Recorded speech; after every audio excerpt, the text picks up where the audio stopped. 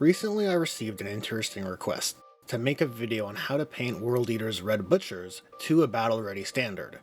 So I thought on it, and put together a recipe with that goal in mind. It's time for one last heretical painting video for the holiday season.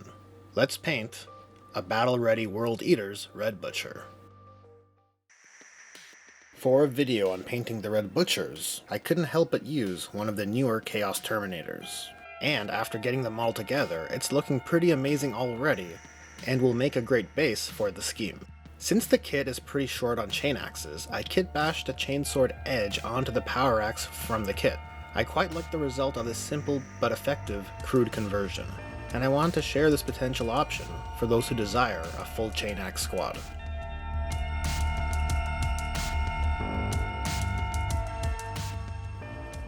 Step 1. Priming and base coat. The recipe I have put together for the Red Butchers leverages the contrast base paint, Wraithbone. It provides a nice foundation for the armor and bone elements, which will be further defined in later steps. Ideally, I would recommend using the Wraithbone spray, but because of the cold weather, I am using Vallejo's Surface Primer White through an airbrush in this video here. This is then followed up by brushing on multiple thin coats of the Wraithbone base paint from the pot. And here's the model at the end of this first step. Step 2 is to apply the base colors of the metal components. The iron areas will be done using Lead Belcher, and the bronze areas will be based using Balthazar Gold. When picking out the metallic components, you want to be quite careful not to smear the paint across the Wraithbone base coat. However, if you do manage to nick the armor with Lead Belcher, it's not the end of the world. Contrary to how it looks now, the gritty nature of the end result will lend any small flecks that hit the battle plate to complement the scheme as chips or scrapes. Step 3. Next up will be the coating of the black components of the model, using Abaddon Black. In addition to the armor joints, the bolter casing and the cloth components will also receive a solid coat of Abaddon Black. Step 4. The next step will be to add the signature red components to the Red Butcher's battle plate. For this I will be using Mephiston Red.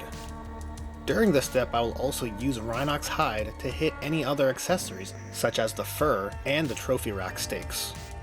Looking back to the Red Butcher's reference, the scheme calls for the helmet, hood, shoulders, and upper torso of the armor to be painted red. To make this 40k style torso better emulate the Red Butcher's scheme, I decided to paint some jaggy fangs dividing the torso. In my mind, these markings don't need to be consistent across all your models, or even be factory perfect. The variation from model to model can add to the character and individuality of the army's infantry. Step 5. The armor trim. Next I'm going to apply Retributor armor to the armor's trim. While I would prefer a less saturated gold, Retributor armor offers great coverage for the goal of getting an army table ready. Applying it over the Wraithbone, it looks quite adequate using a single coat. But it's worth mentioning that its saturation and warmth will be brought down using the subsequent washes. Step 6. Onto the wash phase. This Red Butcher's recipe calls for 2 wash applications. The first will be Agrax Earthshade mixed evenly with Colia Greenshade and diluted with Lamia Medium. Once that's dry, Seraphim Sepia is applied to all the bone components. The blended wash goes all over the armor, but avoids the bone elements. By adding in the Colia Greenshade to the Agrax Earthshade, it cools down the color temperature of the Wraithbone and Retributor armor, in addition to bringing out the details. And as an added bonus, using the 2 different washes over the Wraithbone base results in the armor and bone components having their own unique end results. Step 7.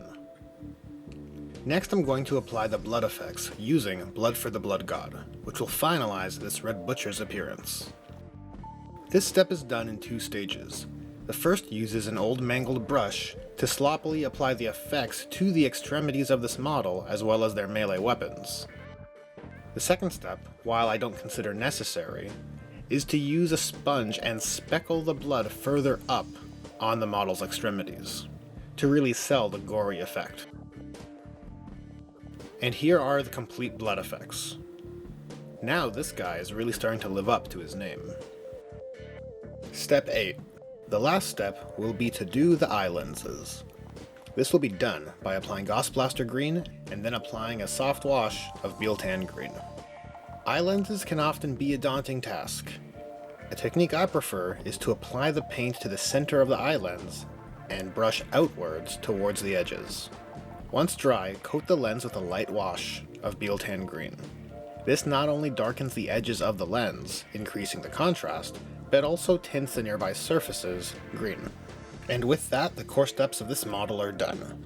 Only the supplementary steps remain, one being his base, as well as any other trophy-specific details such as this Space Marine helmet. I suggest using the factions of your friends' armies. And here we have it. This Red Butcher is now fit for the table, and ready to kill, maim, and burn. Thanks for watching. My hope is that this video provides value to those interested in getting their World Eaters models table ready. And alternatively, you could just replace the red armor color with a blue tone to get a result that is more in line with the 30k World Eater scheme as well. But with that, it brings this video to its end. If you found this video useful or enjoyable, please give it a like, and subscribing is the best way to help this channel grow.